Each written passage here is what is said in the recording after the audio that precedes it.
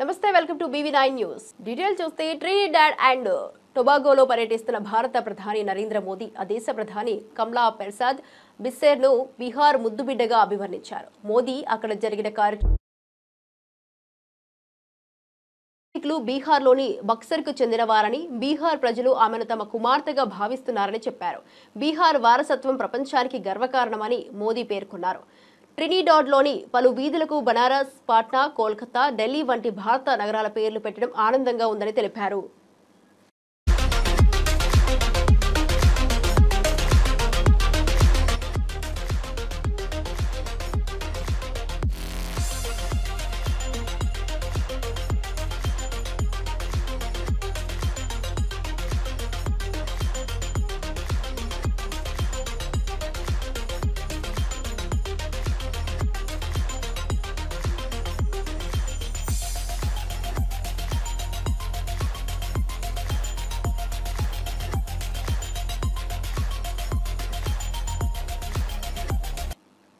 ముఖ్యమంత్రి చంద్రబాబు టీడీపీ కార్యకర్తలు పార్టీకే బ్రాండ్ అని అన్నారు. ప్రజలకు చేరువుగా ఉన్నవారు తనకు కూడా దగ్గరగా ఉంటారని, చెడ్డ పేరున్న వారిని పక్కన పెట్టడంలో వెనుకాడనని స్పష్టం చేశారు. కుప్పంలో మాత్రమే కాకుండా రాష్ట్ర వ్యాప్తంగా ఇదే విధానం కొనసాగుతుందని చెప్పారు.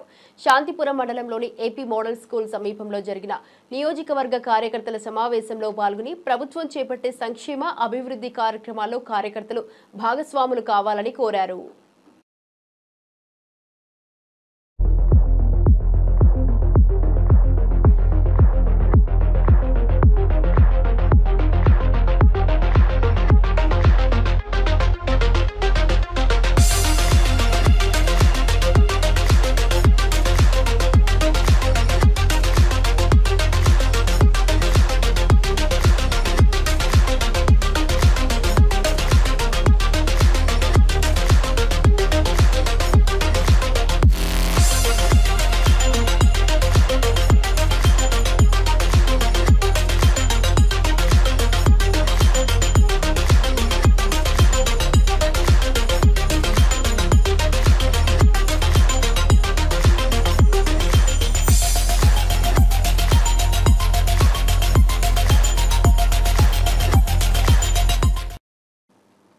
గాజాలో ఇజ్రాయెల్ సైన్యం చేపట్టిన గగనతల దాడుల్లో 94 మంది పాలస్తీనా పౌరులు మరణించారు.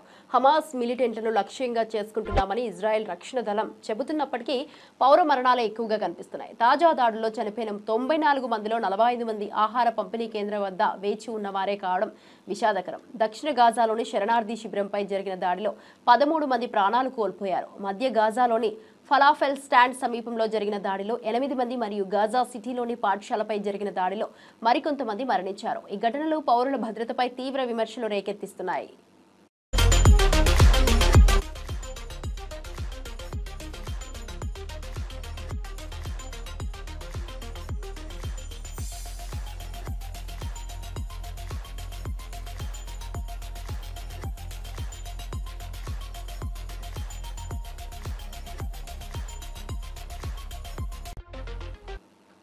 విజయవాడలో మంత్రి లోకేష్ ఇంటి దగ్గరకు వెళ్లిన యోగా టీచర్లపై పోలీసులు జూలం ప్రదర్శించారు. లోకేష్ ని కలవడానికి అవకాశం ఇవ్వకుండా తిరిగి పంపించారు. యోగా టీచర్లలో మహిళలుండగా కూడా పోలీసులు కనికరం చూపకుండా నిన్న అరెస్టు చేశారు. వారి ఫోన్లు లాక్కుని దురుసుగా ప్రవర్తించారు. ఈ పరిస్థితుల్లో పోలీసులు యోగా టీచర్ల మధ్య వాగ్వాదం చోటు చేసుకుంది. తమ సమస్యల పరిష్కారానికి లోకేష్ ను కలవాలని యోగా టీచర్లు కోరుతుండగా పోలీసులు అనుమతి ఇవ్వకపోవడం వల్ల ఉద్రిక్తత తలెత్తింది. ఈ ఘటనపై పలు వ్యతిరేక స్వరాలు వ్యక్తమవుతున్నాయి. ఇక పోలీసుల చర్యల పట్ల తీవ్ర విమర్శలు వెల్లువెత్తుతున్నాయి.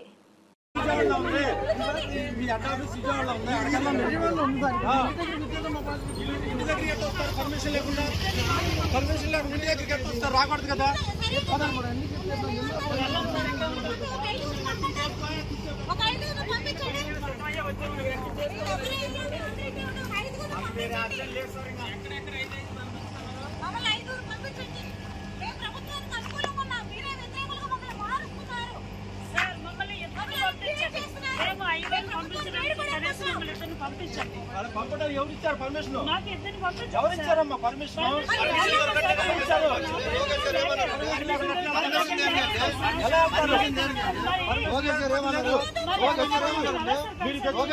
ఇంటికాడికి వచ్చిన అలాగే చెప్తారు దీనికోసం ధనజలు పెట్టలేదు లోకేష్ గారు ఆ మాట అన్నారు అనలేదా లోకేష్ గారు ఆ మాట అన్నారు అనలేదా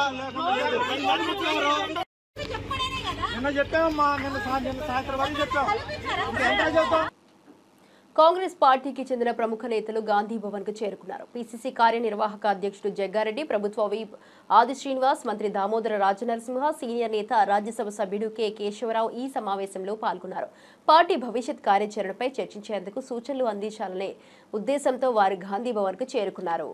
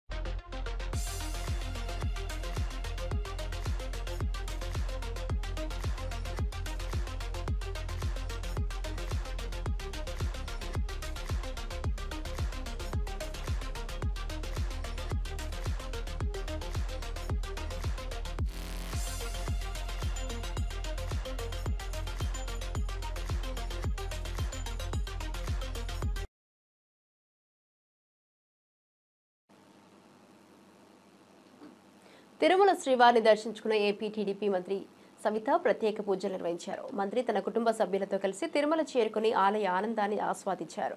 శ్రీవారి దర్శనం అనంతరం ఆమె మీడియాతో మాట్లాడుతూ రాష్ట్రానికి శ్రీవారి ఆశీస్సులు లభించాలని ప్రార్థించినట్లు తెలిపారు. తిరుమల ఆలయ సిబ్బంది, అర్చకులు మంత్రికి ప్రత్యేక స్వాగతం పలికారు.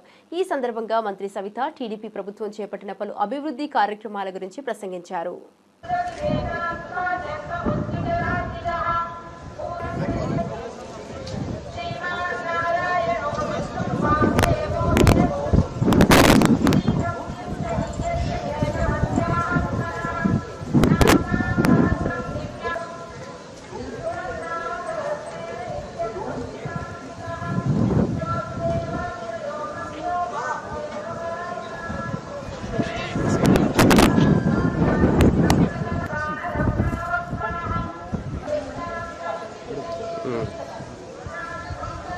ఈరోజు ఉదయం కలియుగ వెంకటేశ్వర స్వామి దర్శనం చేసుకున్నాం. చాలా మంచి దర్శనం జరిగింది.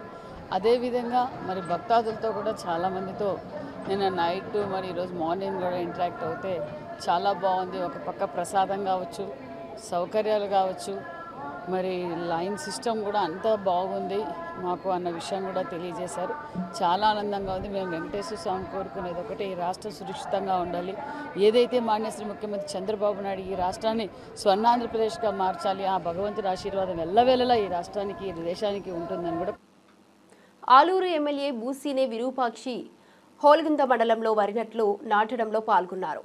ఈ సందర్భంగా ధానాపురం టు హోల్గుంద రోడ్డు దాదాపు 30 కిలోమీటర్ల అధ్వానంగా ఉన్నాయని, వైఎస్ఆర్ కాంగ్రెస్ పార్టీ పాలనలో టెండర్లను ఇచ్చినా కూటమి ప్రభుత్వం రద్దు చేసిందని పేర్కొన్నారు. రోడ్డు పరిస్థితి కారణంగా ప్రజలు నరక యాతన అనుభవిస్తున్నారని, ఈ సమస్యకు త్వరితగతిన పరిష్కారం కావాలని కోరారు. చంద్రబాబు నాయుడు మరియు పవన్ కళ్యాణ్ నాయకత్వంలో సమస్యలపై దృష్టి సారించాలని విరూపాక్షి అభిప్రాయపడ్డారు. రోడ్డు సమస్య ప్రజల దైనందిన జీవితాలను ప్రభావితం చేస్తోందని, తక్షణమే చర్యలు తీసుకోవాలని విజ్ఞప్తి చేశారు. పొలగొంద రోడ్డు ఎందుకంటే నేను ఇంతకు ముందు ఇన్ఛార్జ్ ఉన్నప్పుడే చూసినాను. ఇంతకు ముందు ఆ టెండర్ కానీ పిలిచినారు. టెండర్ పిలిచిన కాంట్రాక్ట్ కానీ చాలా సార్లు రిక్వెస్ట్ చేసినాను. ఆయన జనవరి నెల 3వ తారీఖు మేము రోడ్డు ఓపెన్ చేస్తాం, భూమి పూజ చేస్తామని చెప్పినా నాకు. అయినా కానీ ఈ కూటమి ప్రభుత్వం వచ్చినాక అంటే వాళ్ళ ప్రభుత్వంలో వైఎస్ఆర్ కాంగ్రెస్ ప్రభుత్వం నేను రోడ్లు ఉండకూడదనే, టెండర్ ఉండకూడదని వాళ్ళ పేరు వస్తున్న విధంగా ఆ టెండర్ క్యాన్సిల్ చేసి ఈ రోజు ఇంత దరిద్రంగా ధనాపురం పొలగొందకు రావాలంటే దాదాపుగా 3 గంటల టైం పడుతుంది. నరక యాతన జనాలు అయితే అసలు నరక యాతన యాతన పడుతున్నారు. ఎందుకంటే ఇక్కడే ఏమన్నా డెలివర్లకు పోతే రోడ్లోనే డెలివర్ అయినారు. ఎందుకంటే అసలు గుంతలు నడంలోతు గుంతలు మాకలోతు గుంతలు ఉన్నాయి. ఇంత అద్భుతంగా ఈ చంద్రబాబు నాయుడు ఈ పవన్ కళ్యాణ్ ఏమో వాళ్ళు మాకు సంక్రాంతికి 20 సంక్రాంతికి 15 కల్లా గుంతలు లేని రోడ్లు ఉండాలని చెప్పినది. మీది ఇదేనా అంటే మాట్లాడే మాటలన్నీ చెప్పినా కదా మా జగన్మోహన్ రెడ్డి గారి బాబు సూరిటీ మోసానికి గ్యారంటీ. మోసమే, ప్రతిదీ మాట్లాడితేనే మోసమే, ఏం చేసినా మోసమని, ఏం మాట్లాడినా మోసమే, ఏది ఎక్కడ అడుగు పెట్టినా మోసమే. మోసం మోసం మోసం మోసం ఈ మోసం చేస్తూ ఈ రోడ్డుని అన్యాయంగా రోడ్డు స్టార్ట్ చేసేదాన్ని దీన్ని క్యాన్సిల్ చేసి ఈ రోజు డనాపు నుంచి హొలగొందకు పోయే జనాలకి, ఎందుకంటే రైతులు పోతున్నారు ఇక్కడ. ఎందుకంటే main head quarter Holagunda head quarter ఆదో నుంచి ఏదైనా రావాలన్నా పోవాలన్నా మెయిన్ ఇక్కడ ఇదే రోడ్డు, మెయిన్ హొలగొందకే రోడ్డు. ఎందుకంటే అక్కడ నుంచి ఆదో నుంచి సరుకులు తీసుకున్నా లేదు. ఇక్కడ ఈ రోడ్డు లేని దానికి చాలా మంది బస్సులు డిపోలు కానీ క్యాన్సిల్ చేసినారు. వాళ్ళని డిపోలు రిక్వెస్ట్ చేసి నేను లేదు సార్ చాలా మంది ఇబ్బంది అవుతుంది, లేదంటే వాళ్ళు లేదు సార్ మా అన్ని కట్లన్నీ తెగిపోతున్నాయి అంటున్నారు. వాళ్ళు బస్సులకి ఉండే కట్లు గిట్లన్నీ తెగిపోతున్నాయి సార్, ఇరిగిపోతున్నాయి సార్, మేము రాలేమంటే లేదు సార్ లేదు చాలా ఇబ్బందులు పడతారు, పోయి ఆటోలు కానీ రావు, ఏం రావు, ఎట్లా ఖచ్చితంగా రావాలంటే రిక్వెస్ట్ చేసి వాళ్ళని బస్సులు తిప్పుతున్నారు. ఇప్పుడు కావాల్సింటే మీరు బస్సు డ్రైవర్ ఉన్నాడు, డ్రైవర్తో కానీ మాట్లాడండి. ఇది చాలా నరక యాతన. ఇప్పుడు ముస్లిం నడితే ఎట్లా మేము పారైనా ఇట్లా ఈ బస్సు ఇంత మాకైతే ఆడోళ్ళు అయితే ఎంతో మంది ఇక్కడే పోతూ చాలా మంది చనిపోయినారు. ఎందుకంటే టయానికి చేరుకోలేక దాదాపు 2 గంటలు 3 గంటలు టైం పడుతుంది ఒలగొంద నుంచి పోవాలంటే. అలాంటిది మీరు మీ కూటమి ప్రభుత్వం పవన్ కళ్యాణ్ ఎక్కడ పోయినావు ఆయనవా, ఎక్కడ పోయినావు? పంచాయతీరాజ్ శాఖ మంత్రి తీసుకున్నావు, నువ్వు ఏం చేసాక తీసుకున్నావు? ఎవరిని మోసం చేసాక తీసుకున్నావు? అప్పుడేమో ఏదో గొప్పలు మాట్లాడుతుంది, ఏమేమో మాట్లాడుతుంది, అంతా మేము వస్తే నీ సస్యశ్యామం చేస్తామంటే ఇదేనా నీ సస్యశ్యామం? ఇదేనా నీది? ఎక్కడ పోయినావు? నీ సినిమా షూటింగ్లు తీసుకునే కనువా? నువ్వు సినిమా షూటింగ్ తీసుకునేవాడు నీ రాజకీయానికి పనికిరావు. ఎప్పుడు రాజకీయం ఎక్కడంటే ప్రజల్లో ఉండాలా, ప్రజల సమస్యలు తెలుసుకోవాలా. నువ్వు సినిమా షూటింగ్ తీసుకునే డిప్యూటీ సీఎం అయింది. అది పంచాయతీరాజ్ శాఖ అంటే ఎంత ముఖ్యమైనది. అది నిధులు లేవు. పంచాయతీరాజ్ శాఖ మంత్రిగా నేను వస్తే ఖచ్చితంగా ఎప్పటికప్పుడే నెలకోసారి డబ్బులు ఇస్తాను. ఎక్కడ పోయా డబ్బులు నీవి? ఏం చేసిన డబ్బులు? సంవత్సరానికి 1,61,000 కోట్లు అప్పు చేసినారు. ఎక్కడ పోయినా ఇవన్నీ ఎవరు తిన్నారు? పవన్ కళ్యాణ్ 80,000 కోట్లు, నువ్వు చంద్రబాబు నాయుడు 80,000 తిన్నారా? ఏం డెవలప్మెంట్ చేసినావు? ఎక్కడ రోడ్లు వేయలే మీరు, ఎక్కడ సంక్షేమ పథకాలు వేయలే, ఆ సూపర్ 6 సంక్షేమ పథకాలు వేయలేదు. ఇవాళ ఏం చేసినట్లు మీరు? డబ్బులు ఎక్కడ పోయినట్లా? పోయి అమరావతిలోనేమన్నా డెవలప్మెంట్ చేసిన ఆడంగా ఒక కిట్కి కనవలేదు. ఒక కిట్కి వేసింటే ఒకటి మీరు కావాల్సింటే మనం అందరూ పోదామండి. ఒక ఇటుక వేయలేదు, ఒక కడ్డీ రాడ్ పెట్టలేదు, ఒక సిమెంట్ గంప వేయలేదు. మరి ఎక్కడ పోయినట్లు నిధులు? ఏపీ ప్రభుత్వం హైకోర్టులో వైఎస్ జగన్ భద్రతా విషయంలో చిక్కుకుంది. Z+ భద్రత ఇవ్వడం జరిగితే రోప్ పార్టీ లేకపోవడం ఏంటని కోర్టు ప్రశ్నించింది. ఈ ప్రశ్నకు ప్రభుత్వ లాయర్ సమాధానం ఇవ్వలేక ఇబ్బంది పడ్డాడు. వైఎస్ఆర్సీపీ అధికార ప్రతినిధి కారుమూరు వెంకటరెడ్డి ఈ విషయంలో స్పందిస్తూ ప్రభుత్వ వైఖరిపై అసంతృప్తి వ్యక్తం చేశారు. భద్రతా చర్యల్లో లోపాలు ఉండకూడదని, ముఖ్యమంత్రి భద్రత ఎంతో కీలకమని పేర్కొన్నారు. హైకోర్టు ప్రశ్నలతో ప్రభుత్వానికి మరింత స్పష్టత అవసరమని, భవిష్యత్తులో ఇలాంటి సమస్యలు తలెత్తకుండా చూడాలని సూచించారు. హైకోర్టులో జరిగినటువంటి వాదనలో రాష్ట్ర ప్రభుత్వం అడ్డంగా దొరికిపోయిందని చెప్పాలి. రాష్ట్ర ప్రభుత్వం తరపున అడ్వకేట్ జనరల్ దమ్మాలపాటి శ్రీనివాస్ తన వాదనలు వినిపిస్తూ జగన్మోహన్ రెడ్డి గారికి Z+ కేటగిరీ భద్రతని మేము కొనసాగిస్తానే ఉన్నామని చెప్పినప్పుడు వైఎస్ఆర్ కాంగ్రెస్ పార్టీ తరపున సీనియర్ న్యాయవాది సుబ్రహ్మణ్య శ్రీరామ్ గారు తన వాదనలు వినిపిస్తూ Z+ కేటగిరీ మీరు ఇస్తే రోప్ పార్టీ ఎందుకు లేదు అని చెప్పి నిలదీయటంతో బెక్కముఖం వేశాడు. ఒక వివిఐపి ఆల్రెడీ కేంద్ర ప్రభుత్వం Z+ కేటగిరీ భద్రత ఇచ్చింది. ఆ Z+ కేటగిరీ భద్రత ఉన్నప్పుడు 58 మంది Z+ కేటగిరీగా జగన్మోహన్ రెడ్డి గారు చుట్టూతా భద్రత ఉండాలి. జగన్మోహన్ రెడ్డి గారు ఎక్కడికైనా పర్యటనకు వెళ్తున్నప్పుడు రోప్ పార్టీని ఏర్పాటు చేయాలి. ఆ రోప్ పార్టీ ఉంటే ఎటువంటి అవాంఛనీయ సంఘటనలు జరగటానికి అవకాశం ఉండదు. మీరు అలా రోప్ పార్టీని పెట్టకపోవటం వల్ల ఏదైనా సంఘటనలు జరగటానికి అవకాశం ఉంటుంది. సో మీరు ఎందుకు పెట్టట్లేదు? Z+ కేటగిరీ అంటే రోప్ పార్టీ పెట్టకపోవటమా? Z+ కేటగిరీ వ్యక్తులకు రోప్ పార్టీ పెట్టరా? రోప్ పార్టీ పెట్టకపోవటమే Z+ కేటగిరీ మీరు ఇచ్చే Z+ కేటగిరీ అని చెప్పి తన వాదనలు వినిపించినాక టైం కావాలని అడిగాడు. కౌంటర్ వేయడానికి టైం కావాలని చెప్పి అడిగితే దాన్ని బుధవారానికి వాయిదా వేశారు. క్లియర్ గా మొన్న నెల్లూరు పర్యటనకు సంబంధించి ఏదైతే వైఎస్ఆర్ కాంగ్రెస్ పార్టీ ఎమ్మెల్సీలుగా ఉన్నటువంటి లేళ్ల అప్పిరెడ్డి గారు, అదేవిధంగా పర్వతరెడ్డి చంద్రశేఖర్ రెడ్డి గారు వేసినటువంటి పిటిషన్ మీద వాదనలు వినిపిస్తున్నటువంటి సమయంలో నెల్లూరు పర్యటనలో హెలీప్యాడ్ కి మేము అడిగిన దగ్గర పర్మిషన్ ఇవ్వలేదు, వాళ్ళు ఒక ప్లేస్ ఇచ్చారు. ఆ ప్లేస్ కనీసం అడుగు తీసి అడుగు వేయటానికి కూడా అవకాశం లేనటువంటి ప్రాంతం. అంతగా పొదలు, పిచ్చి మొక్కలు, చెట్లు అన్ని మొలిచి ఒక అటవీ ప్రాంతం లాగా ఉంది. దాన్ని ఇప్పుడు చదును చేయాలంటే 3-4 రోజులు సమయం పడుతుంది. సో అందుకని మేము పర్యటన తాత్కాలికంగా వాయిదా వేసుకున్నాం. జగన్మోహన్ రెడ్డి గారు ఎక్కడ ఏ పర్యటనకి వెళ్తున్నా సెక్యూరిటీ కల్పించే విధంగా, రోపార్టీ ఉండే విధంగా చర్యలు తీసుకోండి. ఆయన వెళ్తున్నటువంటి దారిలో safe moving, safe travelling, safe landing అయ్యే విధంగా చర్యలు తీసుకోమని చెప్పి ఏదైతే హైకోర్టుకి వైఎస్ఆర్ కాంగ్రెస్ పార్టీ తరఫున సీనియర్ న్యాయవాది వాదించారో దాన్ని బుధవారానికి వాయిదా వేశారు. ఇక్కడైతే ప్రభుత్వ డొల్లతనం క్లియర్ గా కనపడింది. తిరుపతి వైఎస్ఆర్సీపీ ఇన్ఛార్జి భూమున అభినయ్ రెడ్డి రేషన్ షాపులను ఆకస్మిక తనిఖీ చేశారు. పేదలకు దక్కాల్సిన బియ్యం బ్లాక్ మార్కెట్ కి పంపుతున్న వారిపై చర్యలు తీసుకోవాలని, డోర్ డెలివరీ సిస్టమ్ను వెంటనే పునరుద్ధరించాలని కోరారు.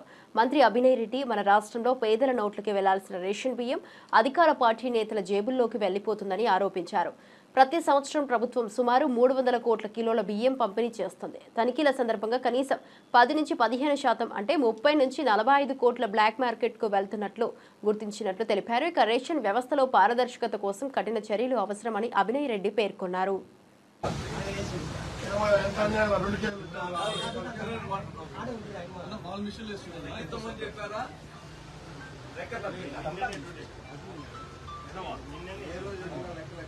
మేము 3 రోజులుగా చూస్తాను షాపింగ్ ప్రతి దాంట్లోనూ తక్కువ ఉంది.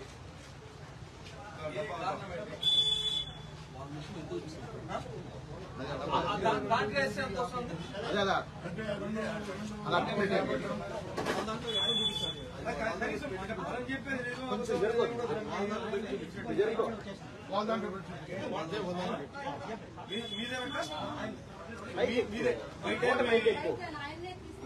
తీసుకొని వచ్చినాం ఇక్కడ పెట్టారు అంతే. మధ్యలో ఏడ తీయడం కానీ ఇంట్లో కానీ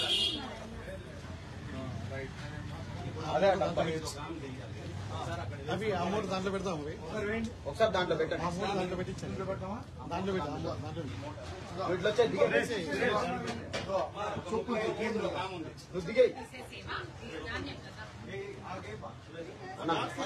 డబ్బా పెట్టు అంటే అమౌంట్ పెట్టు. డబ్బా ఆడే ఉంది.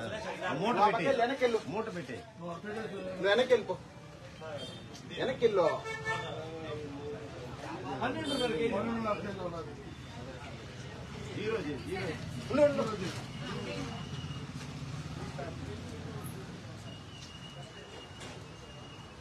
ఓకే కొంచెం వెనక్కి.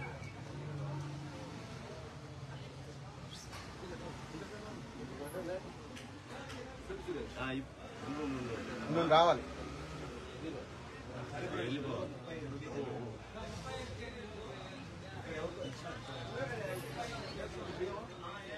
వెళ్ళిపోయారు అక్క వాళ్ళు ఉండరా? అన్న ఈ పక్కన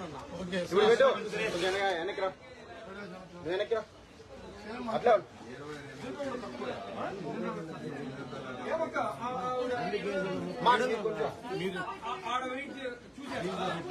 అట్టే ఉంది నా ప్రభాకర్. ఇది పెట్టారు ఆడ. ఇది పెడితే 25కి కొంచెం దీన్ని పెట్టి దీన్ని పోసేసి ఎవరంతా మొత్తానికి 16 కిలో దీంతో కలిపే ఒకసారి మొత్తమే ఖాళీ డబ్బాని పెట్టేసి పోయి సురేష్ దాని మీద పెట్టా. కొంచెం వెనక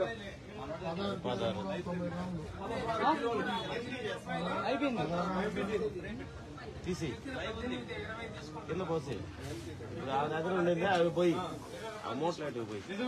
అవునవును. ఈవీఎం మాయాజాలంతో కూటమి అధికారంలోకి వచ్చిందని మాజీ మంత్రి రోజా విమర్శించారు.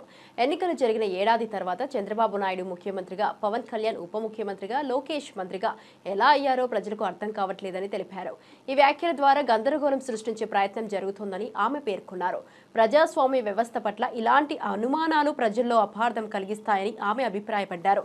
ఎన్నికల ప్రామాణికతను ప్రశ్నించాలనే ఉద్దేశంతో రోజా ఈ వ్యాఖ్యలు చేయడం రాజకీయ వర్గాల్లో చర్చనీయాంశంగా మారింది. ఈవీఎంలపై పూర్తి నిర్దిష్టత అవసరమని ఆమె హితో పలికారు. గతంలో సంక్షేమ పథకాలు కూడా ఇవ్వకుండా ఆయన వచ్చిన తర్వాత ఎలా వెన్నుపోటు పొడిచారో మనం అందరం కూడా చూసాం. కానీ ఈసారి ఈవీఎం మాయాజాలం కూడా తోడవటంతో ఏ విధంగా మెజారిటీలు కళలో కూడా వాళ్ళకి రావు. ఎందుకంటే ప్రజలకు వాళ్ళు ఏం చేసింది లేదు. కానీ ఈరోజు అందలం ఎక్కిన తర్వాత కనీసం మారుతారు, ప్రజలకు ఇచ్చిన వాగ్దానాలు చేస్తారు, ఈ రాష్ట్ర ప్రజల్ని కాపాడుకుంటాడు, రైతుల్ని కాపాడుతాడు, మహిళలను కాపాడుతారని అందరూ ఎదురు చూశారు. కానీ పెద్దలు అంటారు కదా, కుక్కతోక వంకర, గోదావరి ఈదిన మళ్ళీ ఆ గట్టుకు వెళ్ళాక ఆ తోక అలాగే వంకర పోతుందంట. అలా చంద్రబాబు నాయుడు అధికారంలో రావటం వరకు నేను మారాను, ఇంక నుంచి చేస్తాను అంటాడు. కానీ అధికారంలోకి వచ్చాక మళ్ళీ సేమ్, ఏం మారడు, ఏం చేయడు. సో ఈ సంవత్సర కాలం అయిపోతుంది. ఇప్పటి వరకు ఒక విద్యార్థికి కానీ, ఒక రైతుకు కానీ, ఒక మహిళకు కానీ ఎవరికైనా మంచి చేశారు అంటే ఈరోజు ప్రజలందరూ కూడా ఎంత కోపంగా ఉన్నారు, ఈ ప్రభుత్వం మీద ఎంత ఆవేశంగా ఉన్నారు అనేది మొన్న వెన్నుపోటు దినం మనం చేసినప్పుడు రాష్ట్ర వ్యాప్తంగా ప్రజలు, రైతులు, విద్యార్థులు రోడ్డు. హైదరాబాద్ లక్డికాపూల్ మాజీ సీఎం రోషయ్య విగ్రహాన్ని ఏఐసీసీ అధ్యక్షుడు మల్లికార్జున ఖర్గే, తెలంగాణ సీఎం రేవంత్ రెడ్డి ఆవిష్కరించనున్నారు. ఈ కార్యక్రమంలో తెలంగాణ పీసీసీ చీఫ్ మహేష్ కుమార్ గౌడ్, భట్టి విక్రమార్క, మంత్రులు శ్రీధర్ బాబు, కోమటిరెడ్డి వెంకటరెడ్డి, జూపల్లి కృష్ణారావుతో పాటు రోషయ్య కుటుంబ సభ్యులు పాల్గొన్నారు. రోషయ్య సేవలను ప్రముఖులు ఈ సందర్భంగా స్మరించుకున్నారు.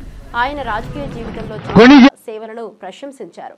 రోషయ్య వంచనలేని నేతగా, ప్రజల కోసం పనిచేసిన శ్రేష్ఠ వ్యక్తిగా గుర్తింపు పొందారని పలువురు పేర్కొన్నారు. ఈ విగ్రహ ఆవిష్కరణ కార్యక్రమం ఆయన సేవలకు నివాళిగా నిలిచింది. ఆ మూర్తిలో మనం ప్రస్ఫుటంగా చూడగలుగుతూ ఉన్నాం. ప్రవేశపెట్టిన ఒక కీర్తిని ఆ మూర్తిలో మనం ప్రస్ఫుటంగా చూడగలుగుతూ ఉన్నాం.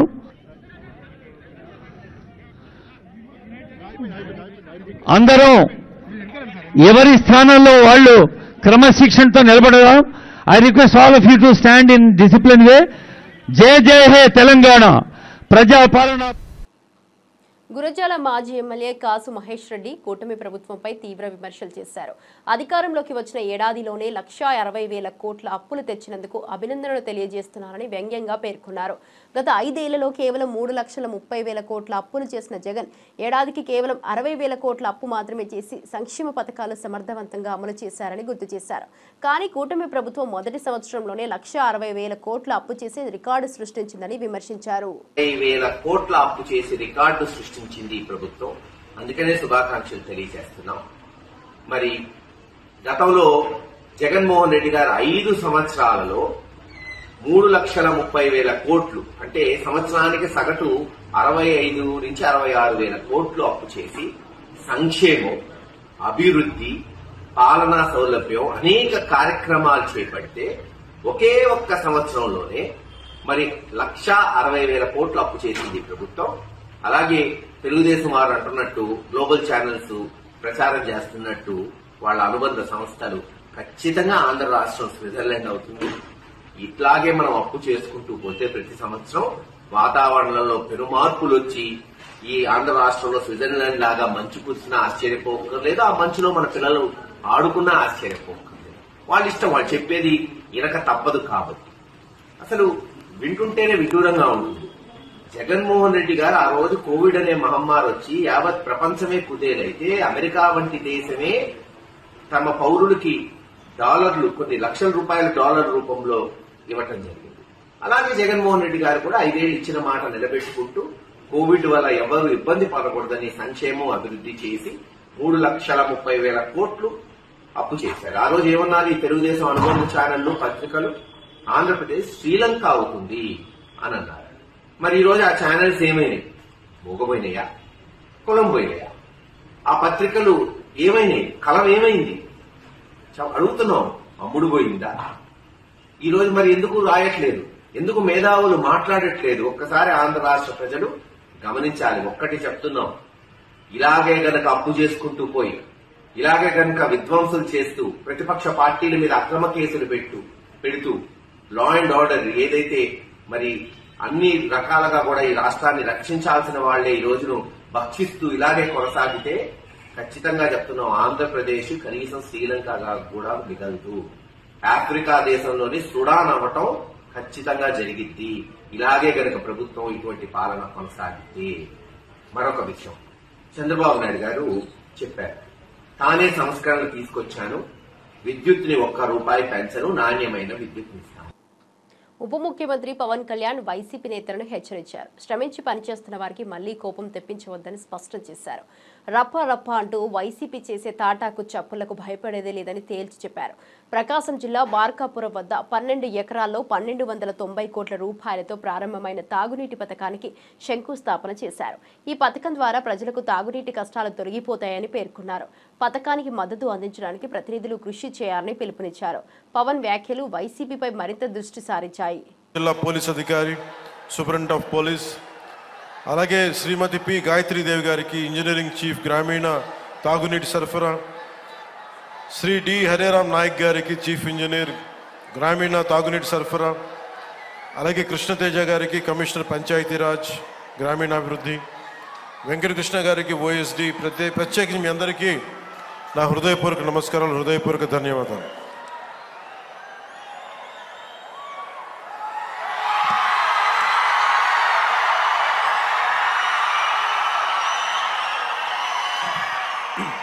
వనరులు, బ్లాక్ గ్రానైట్ ఇలాంటి చోట్ల చాలా సందర్భాల్లో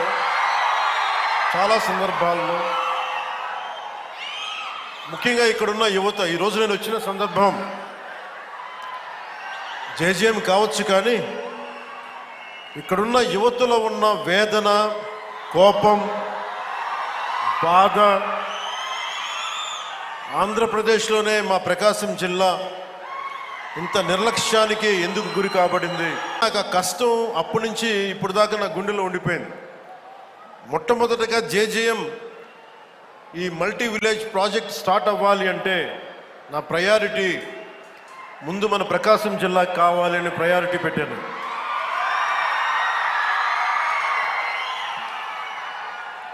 అలాగే మీకు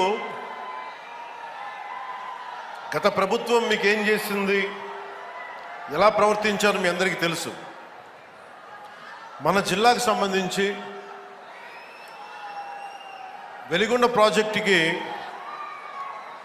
ఒక 4,000 కోట్ల రూపాయలు కావాలి. దాంట్లో మేజరు ఎవరైతే భూపరిహారానికి కావాలి వాళ్ళు అప్పులు తీసుకున్నారు. రాష్ట్రం మీద లక్షల కోట్ల అప్పులు తీసుకున్నారు.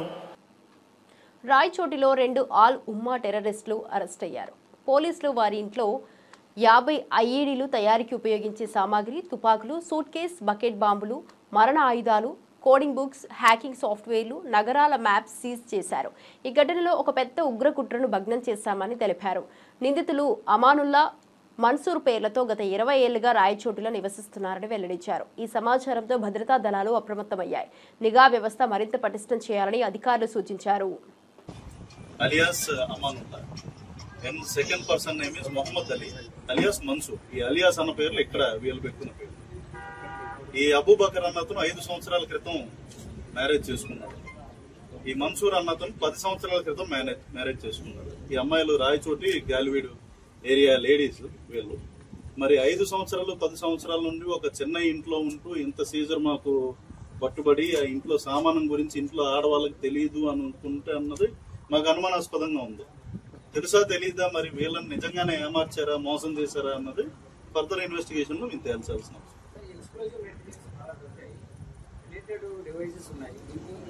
ఆక్టోపస్ నుండి కూడా బాంబు ఎక్స్పర్ట్స్ వచ్చారు. ఇప్పుడు మనకేంటంటే దీంట్లో అన్నిటికన్నా ముఖ్యంగా ఫైండ్స్ ఐఈడి డివైస్ ఏదైతే సార్ ఇందాక మెన్షన్ చేసింది బాంబు అనేది అంటాం మనం. ఇంప్రూవైజ్ ఎక్స్ప్లోజివ్ డివైస్ ఒక సూట్ కేసులో ఉన్నట్టు గమనించాం. అది మాకున్న టెక్నికల్ డివైజెస్ అయి పెడితే దాంట్లో సెటన్ ఎక్స్ప్లోజివ్ ఉన్నట్టు వాళ్ళే technical experts. Alias Amanullah, second person. ఇప్పటి వరకు బులెటిన్ అప్డేట్స్ చూస్తూనే ఉండండి BV9 న్యూస్.